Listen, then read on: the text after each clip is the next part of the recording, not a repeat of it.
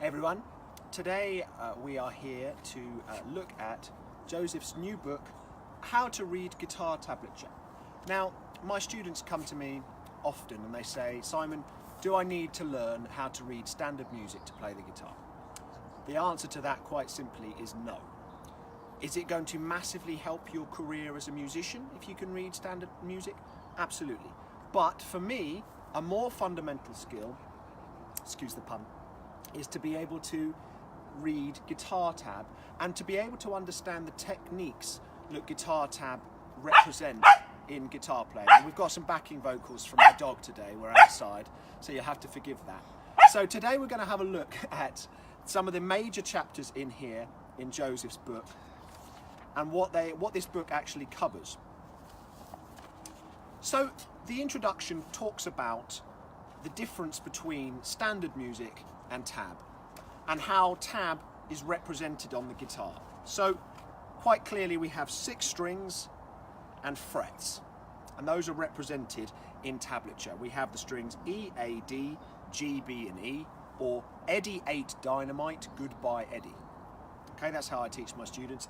And then we have the frets going up, 1, 2, 3, 4, 5, 6, 7, 8, 9, 10, however many you've got, 22 or 24. Now those are represented by these 6 strings, and the number on them is the fret where you're going to be at. So if it says 3, you'll be at the 3rd fret. If it says 0, it's an open string. If it says 9, it's the 9th fret. So the first chapter goes into how tablature has evolved in guitar playing. So I'm going to get into the more technique-y parts of this. The first chapter talks about reading rhythms and reading groupings, but we're going to talk a little bit about the different techniques shown in this book here today. Chapter 2 talks about bends. Now, Joseph the other day did a video that some of you will have seen about all the different types of bends that you could do on a guitar. And a bend is where you push one note up to a different pitch. So for example, if I'm at the 7th fret here on the G string and I want to make it sound like the 9th fret, and that is represented in guitar tab with a line that says full. Can you see that there? A full bend means 2 frets or a semitone, and that sounds like so. A half bend or a semitone bend, if I wanted to go to the 8th fret, would be represented with half. So each of the symbols that you will come across in this book will not only show you how a technique is formed, but how it is written. And this will help you to be able to play solos and songs and write your own things down as well in Guitar Pro or any other software that you will use. So every type of technique you will come across in guitar tab books, guitar techniques, total guitar, you will learn how it is written within this book. And that is absolutely crucial because everything on the guitar, there are technical elements to it. So chapter 2 is all about bends and the different types of bends there as well. So really useful starting point. Chapter 3 is all about picking. Well, to start off, there are 2 types of picking, a downstroke and an upstroke. That's the only 2 types of picking you can do on the guitar. How are they written? It's explained in the book here. A down pick is probably, you won't be able to see it from this far away, but it's written with this little arch sort of symbol. An up pick is written with a kind of elongated V shape. You need to understand how to read these because something that you are playing, it might need to be alternate picked, which is down up. It might be all down strokes. It might be all up strokes. How is that written in guitar tab? Explained here in this book. So that's chapter 3, all moving about picking and also strumming, down pick strums. There's a C major shape with down picks. Does it need up picks? The notation that you will read, the behind the scenes information you can gain from being able to read the expressive elements, the down picks and that, will enable your technique to improve because you are playing it the way the author intended. So this book will give you the background information and knowledge of what you need to do to be able to pick and play. So chapter 3, all about picking. Single note pickings, strumming, and it gives practical examples here as well of how it works in context. So you can see a chord chart and you can go, okay, that's with down picks, that's with down ups, and that's how to combine them too. Special effects, how to play a rake. There are lots of different types of rake, but a rake essentially is pushing your plectrum, or pick to the Americans out there, sorry I'm sounding very British today, through the string to create a percussive rake sound. That type sound. How is that written in tablature? If you don't know, it says here. I'm not going to give it all away, but I'm going to fill it in. How to perform different types of rake. How to tremolo pick. Tremolo pick you might be aware of. One of the famous examples is the end of Beat It solo, where Van Halen goes, na, na, na. I'm not about to play this outside on a semi-acoustic, but playing this type of thing. It's called a tremolo pick. How is that written in guitar tab? You need to know when you're learning solos. Helps if the book's the right way up to read. It makes life a little bit easier. How to perform a sweep pick, down picks, up strokes. How to perform a pick scrape. Yeah? How is that written? It's written as P.S. or pick scrape. Makes perfect sense, but it's a tablature term.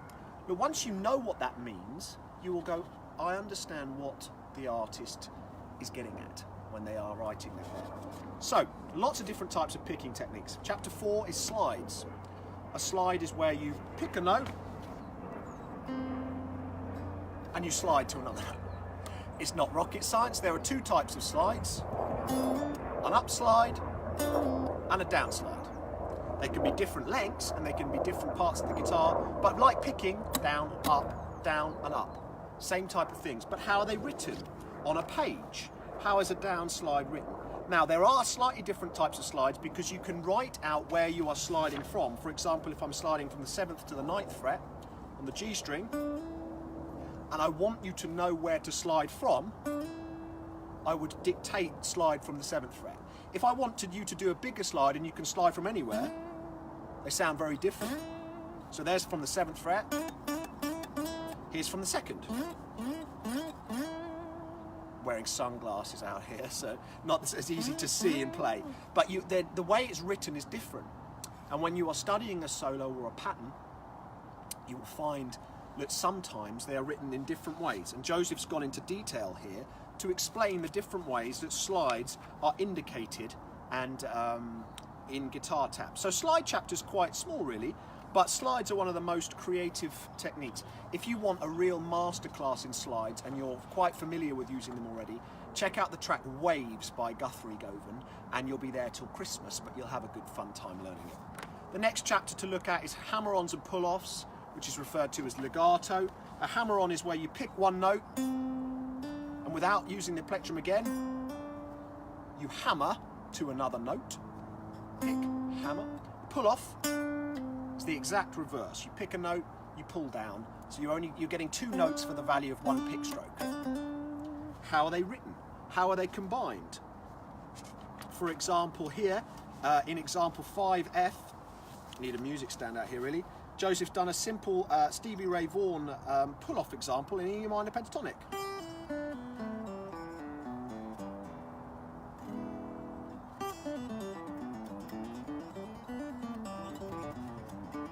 Okay, the end of that is me, that's not in that example, but it shows the combination of hammer-ons and pull-offs. How would you write that down? How do you notate hammer-ons, pull-offs and legato within a guitar tab? Find out in Mr. Joseph's book.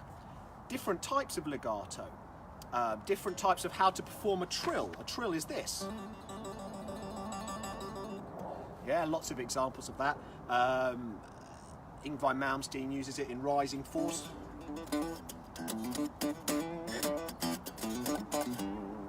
There's hundreds of examples, but a trill is where you basically go between two notes, hammering and pull off as quick as you can.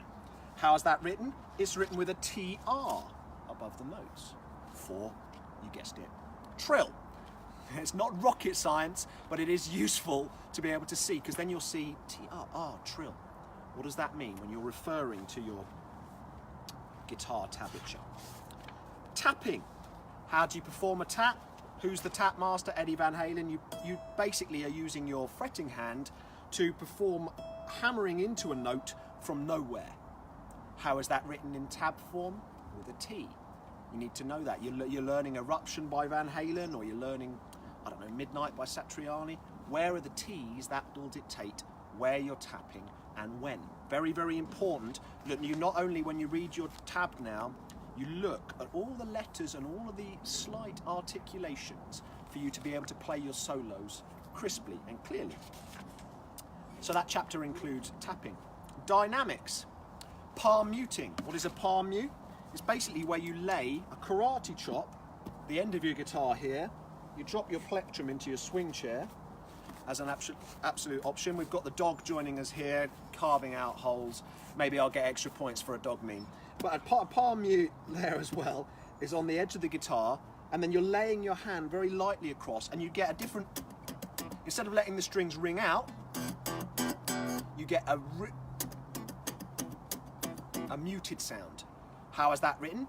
P.M for palm mute. Important though, especially if you're practicing a Metallica track and you're working on some sort of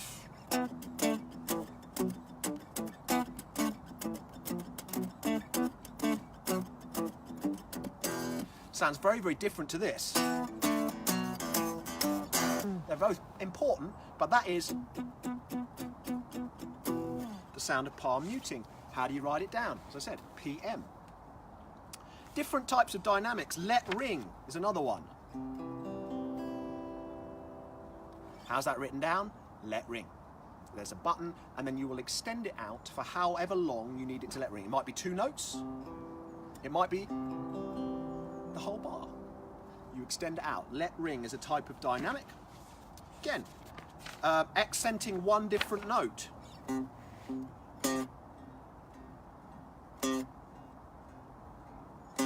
How is that written? It has like a sideways V. Okay. Now the thing is, I often ask people, can they read guitar tab? Most guitarists have some kind of understanding, but I can almost guarantee you there will be some new insight in here where you won't have known what an articulation meant, and you'll be able to read it and notate it yourself in a new, fresh way.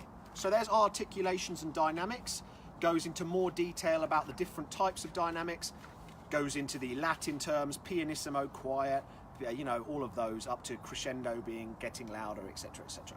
All of those useful Latin terms there as well. Harmonics, Joseph's gone into the different types of harmonics. Obviously natural harmonics on the guitar appear at different parts, but the 12th fret specifically, 7th fret and the 5th fret are classic places to hear them. There are other ones. I know there are people sat there going, I can make them at the 9th, I can make them at the 4th. There are other ones, but the most common ones to hear are 12, 7 and 5. How is that written? Well, that is written with a bracketed, sort of on its side V-shaped bracket around each note. So every time you see a note now, so it says the 12th fret here, how do I notate that as a harmonic? Joseph's got you covered. Funny that. How do I create a pinched harmonic? This is not going to sound great sat in the garden playing on a semi-acoustic. But you're aiming to force a harmonic at different parts of the guitar. How do you write down a pinched harmonic? Check it out in here. Important, or PH for any of you, Lydia. So often the terms are very specific. Palm mutes, tapping harmonics. How do you get a tapped harmonic? Well, you can, if you watch Christoph Nians and myself, I don't know if you'll see this, you may or may not be watching, we do a lot of this kind of stuff.